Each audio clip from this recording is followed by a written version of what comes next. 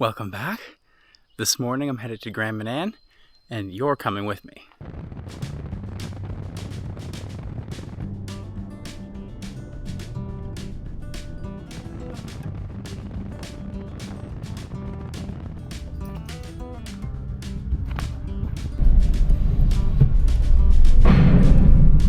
So we've made it to Grand Manan. All it took was a short drive, almost hitting a deer, and then a nice ferry ride where I missed a bunch of porpoises when I went to go get a coffee. It's the middle of the day now. It's very, very sunny. And a really nice spot. So I'll see if I can capture any images, and I'll show them sort of as a highlight reel of the afternoon. But the real plan for this evening in terms of photography is sunset, where hopefully I'm going to get some really nice images photographing some nice sea cliffs with a nice golden light.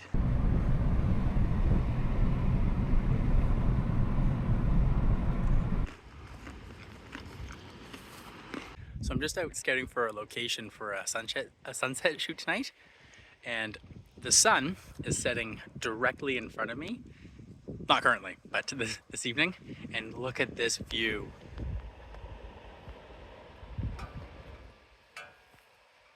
Suffice to say, gonna go set up camp, and then I'm certainly gonna come back here for sunset. Yo, yo, yo, I'm just testing the audio.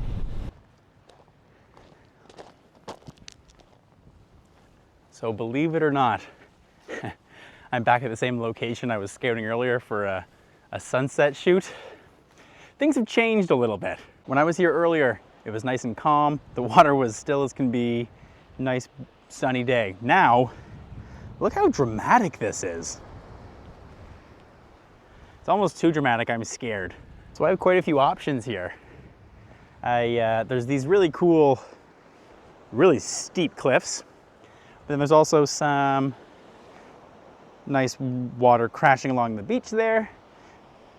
More awesome rocks, sort of cast in fog right now, and more rocks there as well. So I just think I need to find my first composition and go for it. Being completely honest, it's a little scary photographing over the edge there. Every time I come talk to this camera, I pick up my tripod and I walk away because it's very, very windy and it's a very steep drop, so you don't want any accidents to happen. But I've shot a couple different compositions, and I think the one I'm the most happy with right now looks sort of like this. And I like this because you can see the rocks in the water in the background, sort of covered in clouds or in fog. You can also see the beach sort of on the right-hand side of the image. And then you can also see the rocks on the cliff sort of exposed, not as covered in fog as the rest of the scene. And I think all of that put together makes a really interesting picture.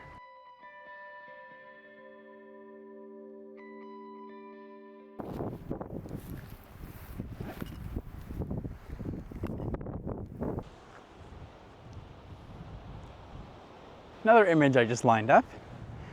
Right here, along the edge of the cliff, there's some really pretty purple flowers. And I was just trying to take an image where they're definitely in the foreground, and then the background is the dramatic cliffs with the dramatic lighting. And really the only thing, hopefully that's in focus, is those lovely purple flowers.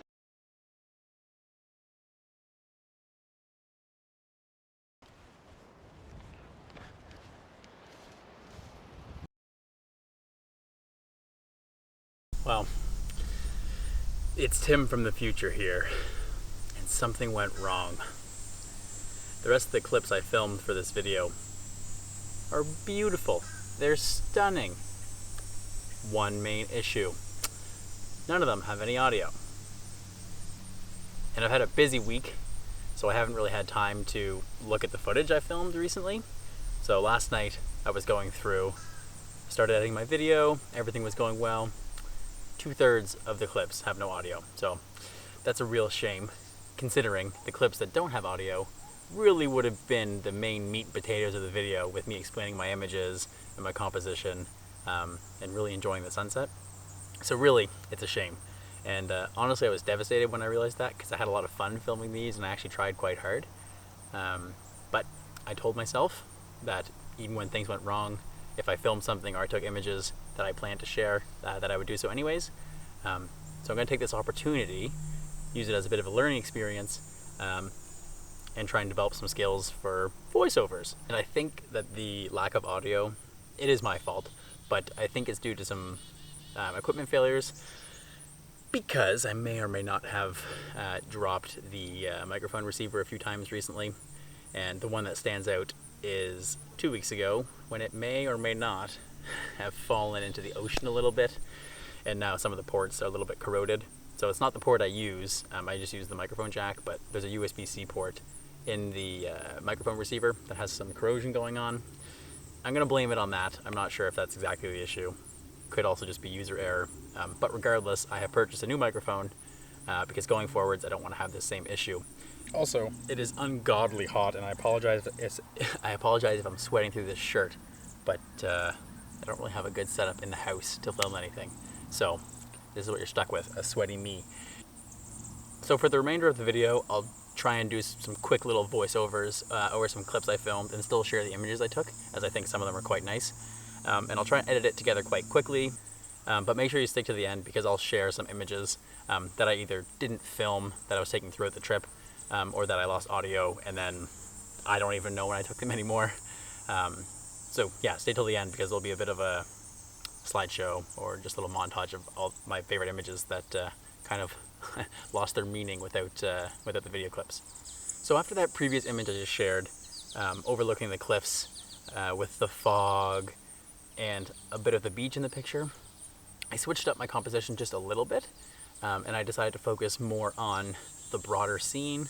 So I backed up from the ledge a little bit, which I was quite thankful for, because it was very scary. So I backed up a little bit, I put my wider lens back on, and I tried to capture the whole scene. So there's a bit more foreground interest, sort of like the top of the cliffs. You get some of the cliffs in the distance, and then the fog still rolling in. You're still able to see the beach, the pretty colors, and then the rocks that are sort of in the ocean with the waves crashing on them.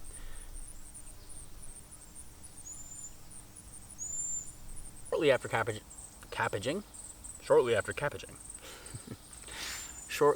capturing that image of the broader scene, I sort of zoomed in a little bit closer. I don't know if you can hear that on this microphone. I don't know if it's picking up because it's quite directional, but these cicadas are very loud. Can I speak again? Yeah, thank you, it's done. Yeah, so shortly after that previous image, I sort of wanted to get a little more intricate, so I zoomed in to the cliffs in the distance with some nice fog and the setting sun. Really super simple composition where I just tried to frame up the rocks and the cliffs, which were kind of silhouetted in the foreground, with the nice beautiful orange light of the sunset in the background. And this was the image I ended up with, and I'm quite happy with it.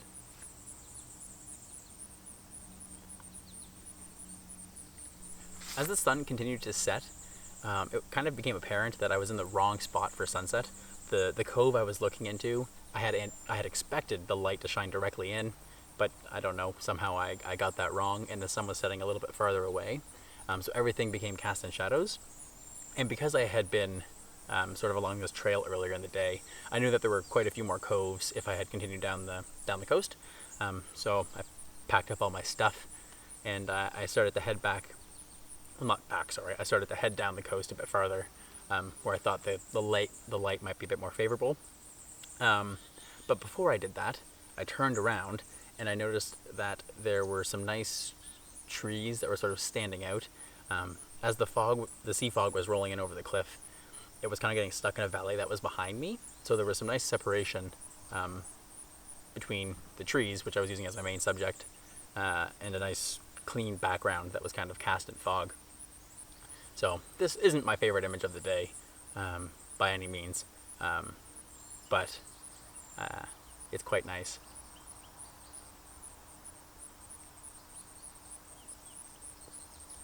So I captured that image, and then all of a sudden the light just changed, like a switch. Something switched, and it went from this nice subtle evening light to just this beautiful orange. Everything was golden, and with grass blowing in the wind, it was incredible. The lighting was just so perfect.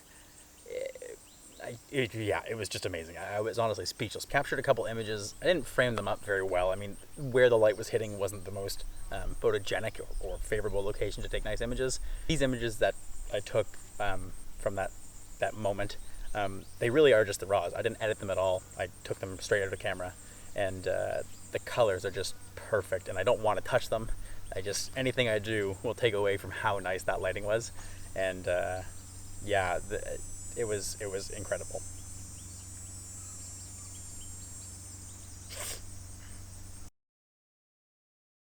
Once I had managed to walk along the cliffs and get to the next cove, that stunning golden light had kind of left. The sun had gotten a lot lower in the sky, and then everything became this sort of subtle pink color. The mist and the fog turned pink. The sky turned pink. And with this lovely pink soft light, I tried to capture some images of mainland New Brunswick in the background, because Grand Manan, where I was, is an island. So I captured a couple nice images with sort of the foreground silhouetted, some nice pink clouds, and you can sort of just see New Brunswick in the background of the image. These ones turned out pretty well, and they might be my favorite images that I took from the second cove, because right after I took these images, a couple birds showed up.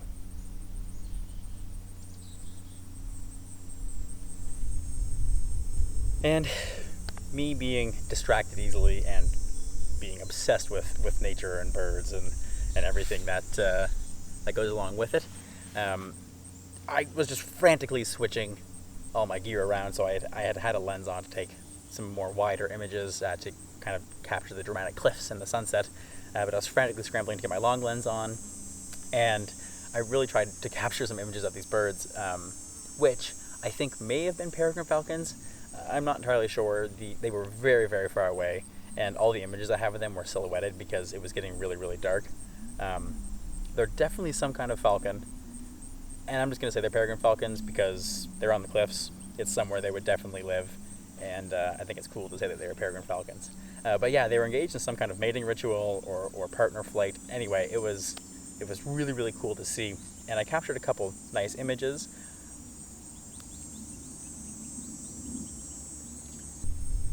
These images are nice. I think they're simple enough, but they're quite special to me.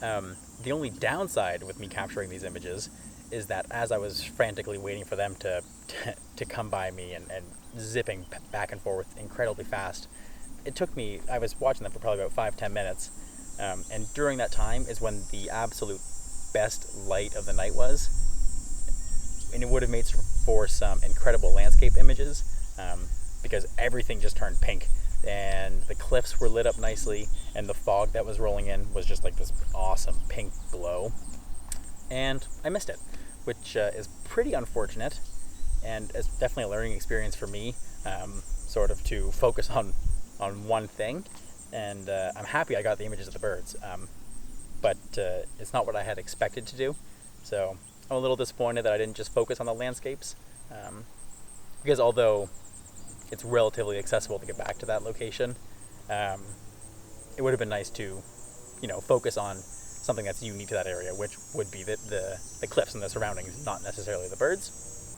But I did frame up a couple more images. This second cove that I was at had some more interesting rock features compared to the first one.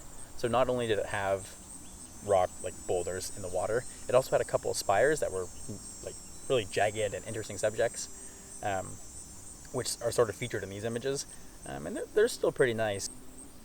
Still not my favorite images of the night though. I think my favorite image will sort of be on its own in the slideshow at the end, because I don't actually know when I took it, and I don't think I have any videos that I can accurately attribute to me setting up that composition, so I'll share it at the end. But yeah, so I captured this more wide vista landscape of the second cove, and I also captured a couple images sort of the cliffs silhouetted with some really nice colors in the background.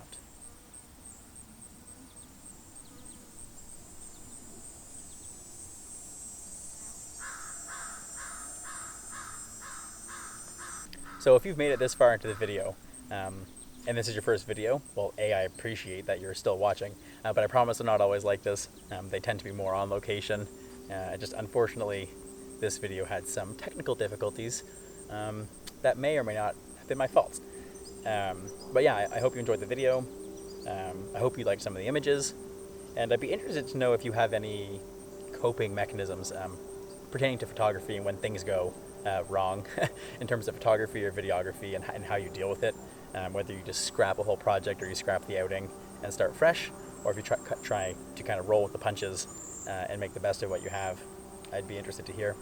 And yeah, if you liked what you saw, let me know what your favorite image was. Maybe consider subscribing. I promise the next video will be a little bit more polished, on location, hopefully some better audio. And yeah, I hope to see you next time, and I hope you enjoy these images.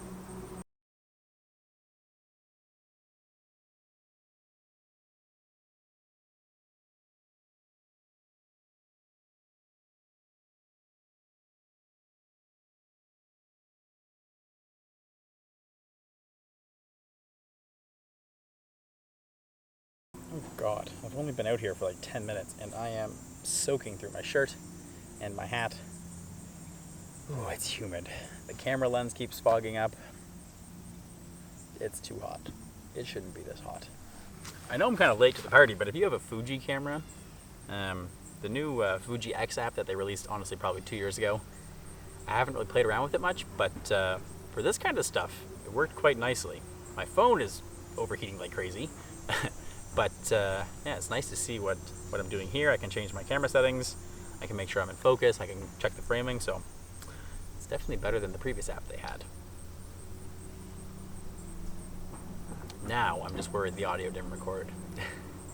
I really hope that the last 20 minutes of video I recorded were captured by you. See you next time.